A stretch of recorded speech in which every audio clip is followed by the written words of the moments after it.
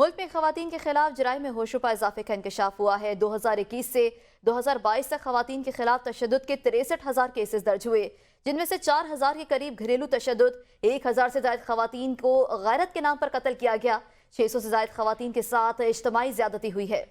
आपको बताएं कि 2021 से 2022 तक खवातीन के खिलाफ तशद्दुद के 63,000 केसेस रिपोर्ट हुए। मुल्क भर में 4,000 के करीब घरेलू तशद्दुद के केसेस दर्ज किए गए हैं। रिपोर्ट के मुताबिक 1,000 से ज्यादा खवातीन गैरत के नाम पर कत्ल हुई, 600 से ज्यादा से इज्तिमाई ज्यादती की गई। मुल्क में खवातीन के खिलाफ जराइम में होशरुबा इजाफे का इंकशाफ सामने आया है। 2021 से 22 तक खवातीन के खिलाफ तशद्दुद के 63,000 केसेस रिपोर्ट हुए। मुल्क भर में 4,000 के करीब घरेलू तशद्दुद के केसेस दर्ज किए गए। इस मुतालिक तफसीलात हासिल करेंगे नुमाइंदा ABN न्यूज़ जाहिदा राव से। जी जाहिदा, रिपोर्ट में मजीद क्या बताया गया है?